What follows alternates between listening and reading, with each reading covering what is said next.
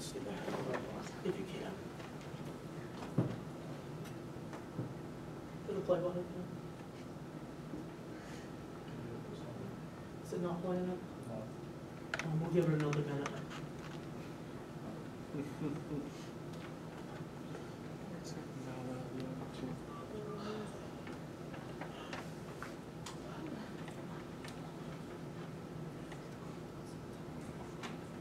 Don't worry about it, Austin. I'll go and move on to the next club. All right. The next one is an NS hopper train. I caught this in Petersburg over the summer, and this is where the CSX crosses over the NS. Happened to go here in July of this past year and got this train.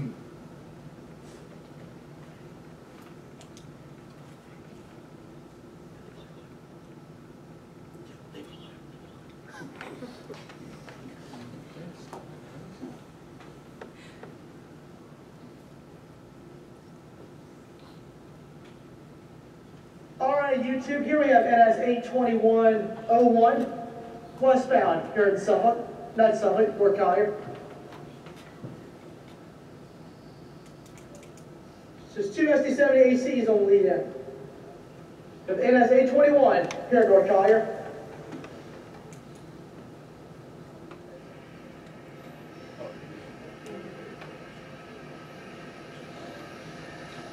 See what the lead numbers are. 1014 and 1126. On the NS 82101. Yeah, baby.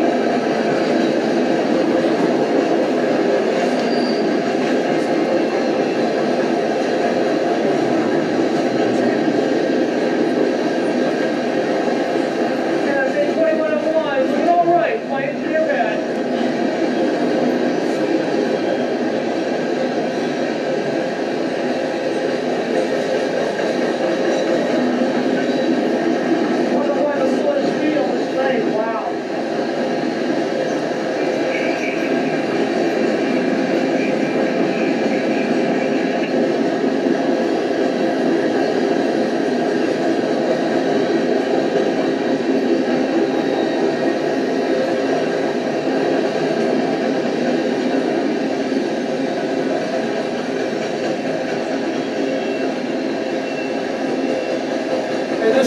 Came out of Pier 6, and I've talked to a good friend of mine who works in working on the barges. He said they're using every car and every locomotive they've got because coal right now is up by 10%. So the max cars and as we carry is about 175 cars. This train happened at 160.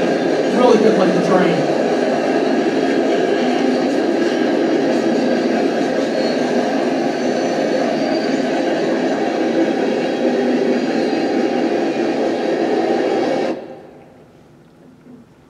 And one of the next videos I have is the Norfolk Portsmouth Beltline. It is a very small operation, as earlier mentioned. This is one of their engines that you will be seeing as their heritage unit, leading a whole bunch of cars back to the NS. All right, here we have the Norfolk Portsmouth Beltline local. My favorite engine. I finally get to hear the massive RS3L on this engine.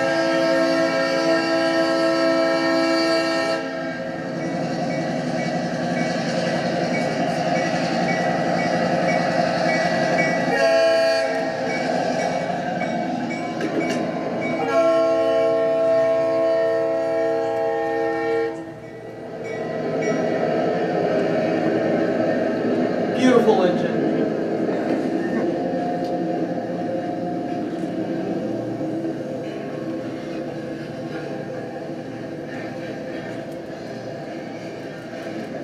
And this is where they get a lot of their revenue, is moving big cars like these with grain. And there's the Long Hood Forward operation there, as I earlier mentioned. As he will lead the Beltline local here.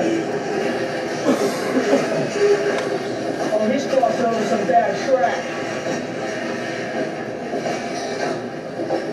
And the speed limit here is about 10 miles an hour.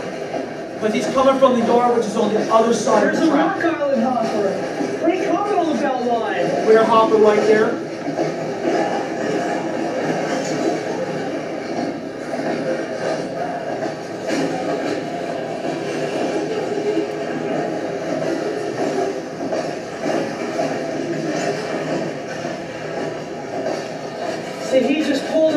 assembly yard, and he's moving on down and taking out these crane cars. And I'm really surprised the gates are not down on this crossing. First time not seeing the gates come down. Let me move a second. Let me zoom in where he's hitting that low spot. Watch the wheels. See, he's kind of dipping right there. It's a low spot in the track, and that needs to get tended to. See, look again. Comes another set of wheels. And even on the other side too, let me shift.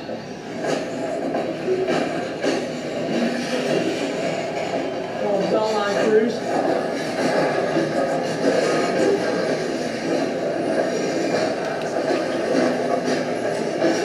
See it right there where the track is bouncing. It's a low spot.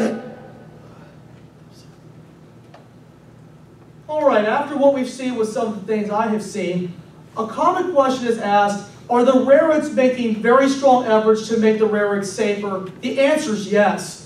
The railroad companies are making strong efforts to improve the infrastructure, which includes track, shops, offices, and bridges. Track maintenance is important because the track has to be maintained and repaired often. Below is a small documentary on the Penn Central. The Penn Central was formed in 1968 by the combination of the New York Central and the Pennsylvania Railroads. And they ceased operations in 1976. And this company ran 4 years under bankruptcy and deferred lots of maintenance. This movie was made in 1974, and they were asking for federal money because they did not have the money to maintain their locomotives or their track. Here in this 28-minute documentary, you'll see the reason why. And please excuse the picture and sound quality. How clean you can put on, I put these clothes on this morning, clean.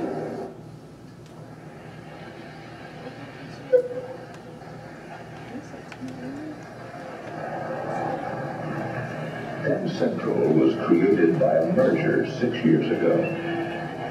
For the last 4 years, it's been in bankruptcy. So far, it's been a downhill run. Derailment.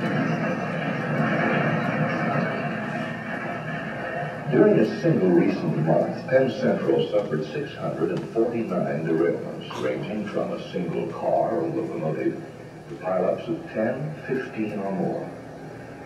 They damaged 252 locomotives and 1,637 freight cars.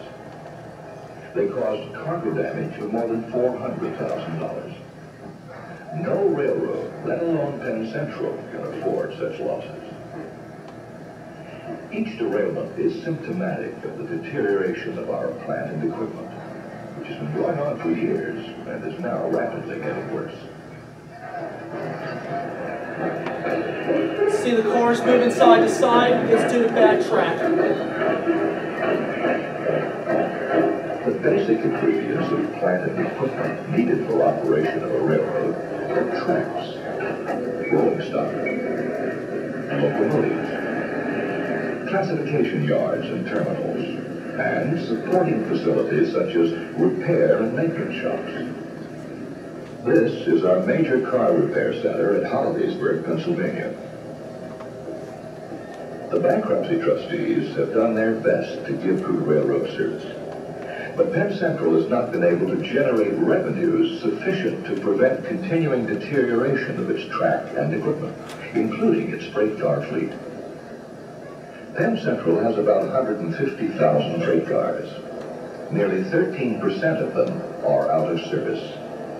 The cars that you see are those that are waiting to be repaired. There's about 5,000 cars in this yard. On the whole system is approximately, including what we have here, there's approximately 19,000 cars waiting to be repaired.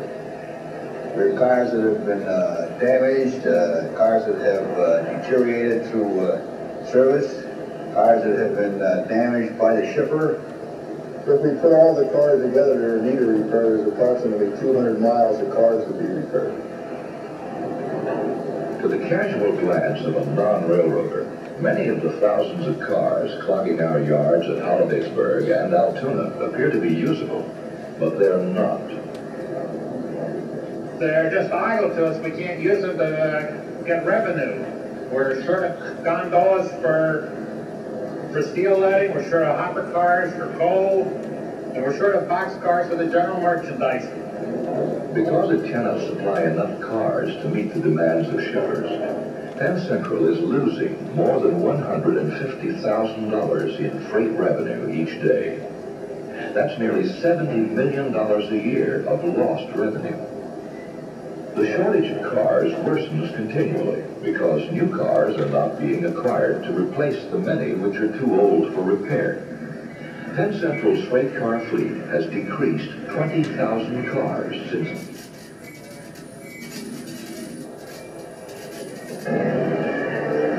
See, this is them actually scrapping the car. We're cutting up about 25 cars a day, and probably by the end of the year we'll have 6,000 cars cut up.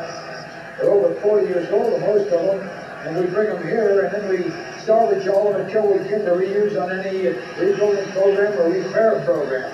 And the wheels are one of the most hard products that come by. We have all our wheels, axles, which we reuse, our truck frames, our couplers, our yokes, every piece of material in the car we're reusing.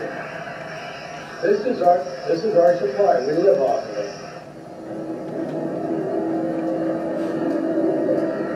Every day we turn out a few cars which have been repaired.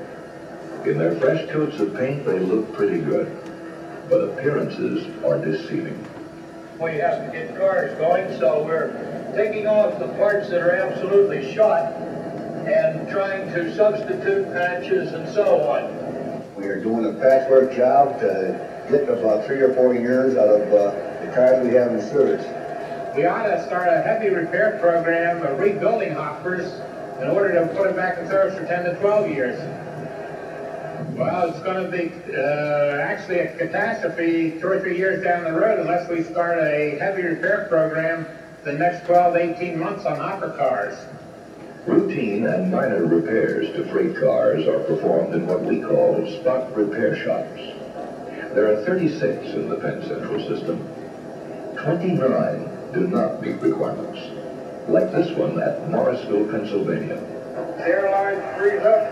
There's problems with the jacks, don't work properly because moisture in the airlines and stuff like that. As far as doing repacks go, pads in the boxes, water in the journal boxes, pads become frozen. Sometimes, it takes quite a while to get them out. Walking around, especially with the jacks that we use and stuff like that, it's a little hard pushing around in the ice and the snow, and makes things a little complicated sometimes. It's pretty tough. Have to get down in the snow and under the cars and everything. I prefer something better than this here. And you can tell so far in this document that the working conditions were very, very hard and very intensive. No maintenance. With the elements and the working conditions themselves, it's just impossible. They got the material. A lot of jobs you have to skip a little bit, scrimp, do what you can. Got rob Peter to pay Paul. So you do the double work. I believe there's room for improvement somewhere. There's got to be. There is indeed room for improvement. And among our 36 spot repair shops are a handful we did improve before we ran out of money. This one is in Columbus, Ohio. This is the second shop on the Penn Central that was built with a roof overhead and doors on the end of the building where you can shut out the weather. This is the type of operation where the material is on hand at the work location, and the cars are advanced to the men rather than the men walking through the cars as is done in the older type See of their operation. hydraulic lifts, the cars up, makes the job a whole lot easier. You'll produce average 50 cars a day, some days 60 cars. We can do that with the same force that we just produce half, so the efficiency is practically double. It makes a lot of difference. The men are happy. They feel like they're part of a team, and they like it. We all like it. Freight cars, of course, require locomotives to haul. That leads us into another problem of growing dimension, motive power. While Penn Central acquired some new engines in the first years of bankruptcy, we now need to replace others that are growing old, but funds are not available. This locomotive is an AR-16. It's a 1,600 horsepower unit, and it's over 20 years old. And the problem with this type of locomotive, because of pollution, when it... As you all can see in this video, that Penn Central was really struggling. They combined the two railroads. It was 2 years for good, and then for the rest of it, it was downhill. And you can see that the conditions where they had to work were very hard because they did not have the funds to make improvements, like purchase new locomotives. In some cases they did in the first couple of years with bankruptcy, or other cases they didn't. So they had to live off of what they had and just make it work. More photos of the Penn Central. There are a couple of the locomotives there. Here are the couple of the EMD models that they did purchase. And a lot of these engines are still in service on NS and CSX. Now another question is, how are they making improvements today?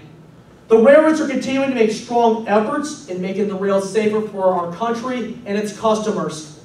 According to these facts here, according to the Association of American Railroads, as of December of this past year, train accident rates were down 44%, derailment rate is down 42%, track-caused accident is at an all-time low of 55%, meaning the track was the cause of the derailment.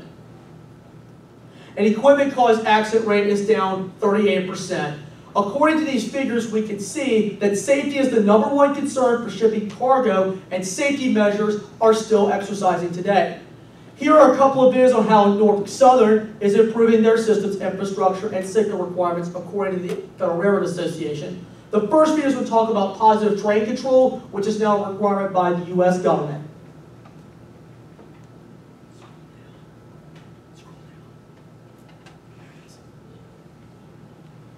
It's one of the largest and most complex projects ever undertaken by Norfolk Southern and the rail industry. Its reach extends to 8,000 Norfolk Southern track miles in every state in Norfolk Southern's operating territory and beyond to every major railroad in the United States.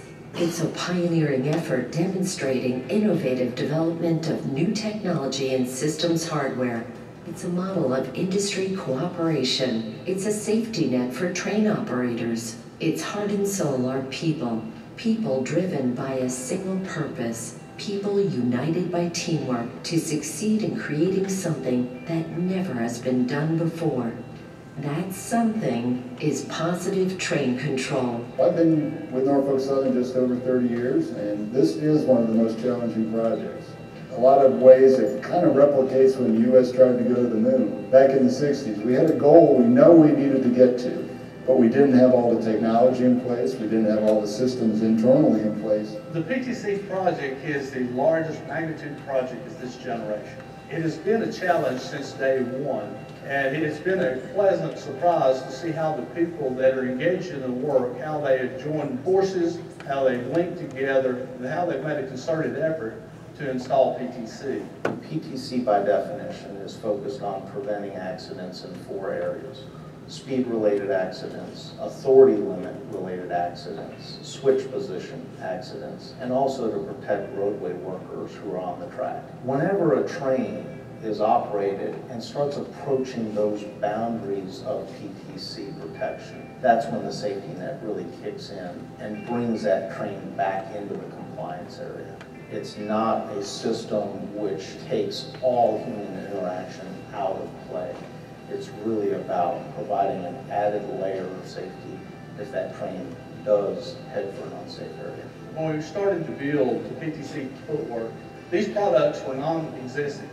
The industry referred to it as immature technology, but basically just wasn't there. People have never seen any of this type of equipment, so they basically had to be trained from the bottom up on what to do. When you account for the fact that we have something like 21,000 employees that we have to train, it becomes a huge undertaking. And keep in mind, that's not 21,000 people all receiving the same training.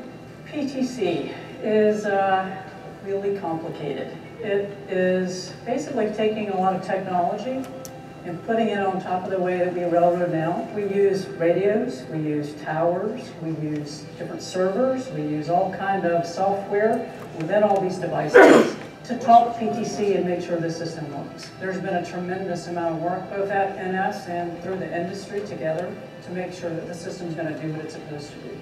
It does present challenges. Every railroad operates in a slightly different fashion, and we have to ensure that our equipment operates on their roads and theirs operates on ours. As with any new technology like PTC and the broad scope of deployment, the costs are significant. It's projected for the entire industry to be over $10 billion worth of development and deployment. For Norfolk Southern, we're over $1.8 billion just to satisfy our deployment efforts. Norfolk Southern started development of a form of positive train control in 2005. When fully operational in 2020, the project will have spanned 15 years. PTC uses technology that's on the locomotive, and it's really the brain of the system. We've got about 9 or 10 shops right now that are installing locomotives, and the electricians there go through a pretty focused training program about how to put the equipment on. And then the installation itself takes around 3 days to complete to get all of those components put in that little bitty piece of real estate on the locomotive to make it work. Here at Birmingham, we work one PTC install at a time, basically. There's 5 or 6 different locomotive modifications that we do, depending on what's on the specific locomotive. On paper, it takes about 108 man-hours to do each unit, again, depending on what it's equipped with when it rolls in here. Whether getting a locomotive ready for PTC in a shop or testing software in Norfolk Southern's PTC lab in Atlanta, coordinating all the moving parts demands the highest level of performance. The T standing tall in the middle of PTC could suitably be ascribed to the teamwork necessary to pull it off. Teamwork that is a core value of Norfolk Southern people. So many people have commented that train control has brought together some of the sharpest minds. As you saw in the first clip, that positive train control has spanned almost 15 years in the making. Positive train control has been the new requirement for the U.S. government. It's being required for the signals that they use on the main track and also on the locomotives. That's known as PTC leader equipped, which means a locomotive can operate or lead the train because it has positive train control computer in it. Below is all about the infrastructure, and the Norfolk Southern MOW crews do that, or maintenance of way crews. Let's take a look at this video here.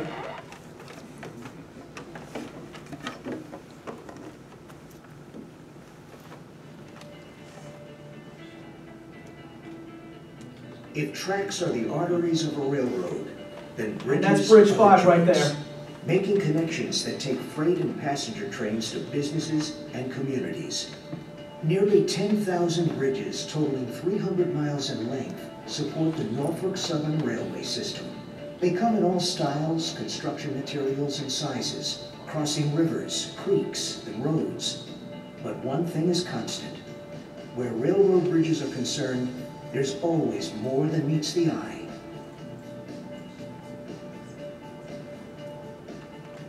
Safety is the first priority. Norfolk Southern's bridge inspection program is extensive, and every bridge is examined a minimum of once annually, more frequently if merited, and meeting and often exceeding regulatory requirements. From what we see in our inspections, our inspectors and the engineers that review their reports are able to determine that the bridge is safe or if it needs work in the future, and from that plan the type work that's needed, and then we execute that work. Norfolk Southern's bridge inspection training program was developed by bridge engineers and is taught by experts in inspection, repair, and maintenance. Trainees learn theory in the classroom, then hit the field for walkthrough inspections on each of the 3 types of bridges on the railway: timber, steel, and stone or concrete. Every single individual involved in the bridge inspection process attends one of these classes every 3 years. Norfolk Southern certified inspectors are top professionals. They're looking for any anomaly. They're there to look at the bridge, see what's there, and then file a report that tells and shows using photographs or sketches or narratives that documents the condition of the bridge as it exists on the day that they did the inspection. Norfolk Southern's bridges are designed and constructed conservatively. They are built to last. In fact, Norfolk Southern hasn't had a bridge-related event resulting in loss of life or significant injury or property loss in modern history. The bridge you see behind us, for example, was built in the 1920s, and we see very little signs of distress. In this clip here, the fellow talked about the bridge maintenance. It is a major concern, and as he said, they had bridges built in the 1920s, and they said no time of deterioration, there's no damage, nothing. And Norfolk Southern takes pride in all of their infrastructure. Now, another concern is our environment. The United States government has been pushing environmental efforts for the past 10 years, and they have come out with Tier 4 regulations, which emits carbon and particle matter in a very, very low level. And here I see one of General Electric's Tier 4 locomotives that NS purchased last year, and these are rated at 4,000 horsepower, equipped with the Tier 4 regulations. Now, how do our railroads impact our global business? Countries around the globe making railroad innovations are the US, Japan, France, Germany, Norway, and China. Facts about freight transportation around our globe. The US earned $81.7 billion in freight revenue in 2014. Japan only moves about 5% of its freight by rail, but in 2010, Japan Railways Group has been moving more freight by rail due to a shortage of truck drivers. In France, their National Railroad System, or SNCF, they have a non-TGV rail network that is in decline with older infrastructure and equipment. The French measurement of rail transportation consists of two parameters, the weight and the distance. The SNCF freight network carried 55 billion ton kilometers in 2001, but scarcely reached 32 billion ton kilometers in 2013, a decline of approximately 40% in 12 years. In Germany, the government policy and infrastructure deficiencies limit freight trains to carry of approximately 2,500 feet. In comparison, CSX reported that U.S. freight trains average about 7,800 feet in length. The German railroad officials have a positive outlook on the railroad industry, and while working with politicians, they're trying to increase allowable train length and improve their current infrastructure. In Norway, the railroads are enjoying a strong growth. The Norwegian National Railway admin projected that freight traffic is to double between 2010 and 2019. The key measures for this growth will be terminal expansion and new passing loops for trains. Additionally, government officials are working together to reach the objective of moving freight from road to rail in order to improve the environment and highway safety. China to London freight train. On January 3rd of last year, a Chinese locomotive left Yiwu, an East Coast Chinese port, bound for London, England, a 7,500-mile trip. Some of the freight was delivered to Duisburg, Germany, and the remainder was delivered to London. In 2016, about 1,700 freight trains made the trip from China to Europe, more than double the 2015 figure. The European executives say that the Chinese rail service is quicker than sea and definitely cheaper than air. Now, how many miles of railroad track do we have in several of the countries I've mentioned? Here in the US, we have 140,490 miles. Japan is 16,943 miles. France has about 18,000 miles. Germany, 25,672. Norway, 2,540 miles. And China at 75,000 miles. Let's talk about the American improvements. What's America done? During the late 70s to early 2000, Amtrak improved a section of high-speed rail called the Northeast Corridor, which spans from Boston, Massachusetts to our nation's capital. Amtrak purchased the Acela Express in 2000 and was designed by Bombardier Alstom. Acela means acceleration and excellence, and moves passengers at speeds up to 160 miles an hour. Before Amtrak purchased the Acela, they experimented with two trains, the German Ice Train, or the Intercity Express, and the Swedish X2000. Here are pictures of both of them. The Swedish X2000 is on the far left, the German Ice Train in the middle, which we'll get to in a minute or two, and of course the Acela Express. Here we see a little quick video of the X2000 and the German Ice Train going tested across the Northeast Corridor. And the Swedish X2000 is a pretty sweet locomotive.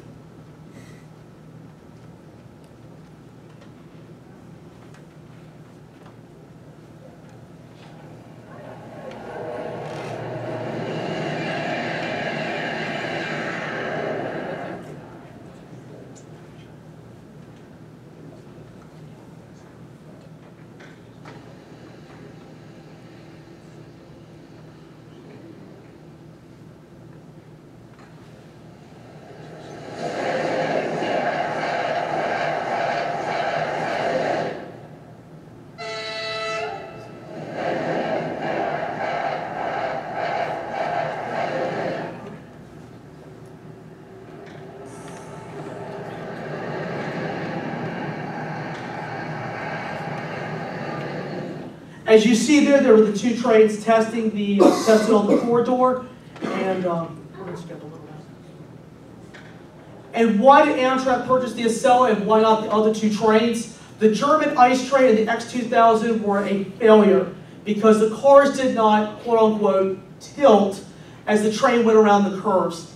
The Acela was different because the cars had sensors that allowed them to tilt about 4 degrees, depending on the speed and sharpness of the curve. This feature was great because the passengers did not have to brace for every curve. Let's move on to Japan. Japan Railways Group, also known as JR, is home to Japan's railway, and the group consists of 7 companies that took over Japan National Railways in 1987. They're those with the famous Shinkansen bullet train, which was launched in 1964 by Mr. Shinji Sogo. A little bit about him: he was born in 1884 right outside of Tokyo. He graduated from the Faculty of Law at Tokyo Imperial University in 1909 and also joined the railway agency. He started out as a minor office clerk, but he'll be known as the father of the bullet train. After leaving the government agency in 1926, he became part of the South Manchurian Railway. During his time, he realized that the railroads went through a crisis following World War II. The railroads were in terrible condition, and the crowds were overcrowding the trains. In 1955, with problems still happening, Sogo was asked to take over as head of Japan National Railways.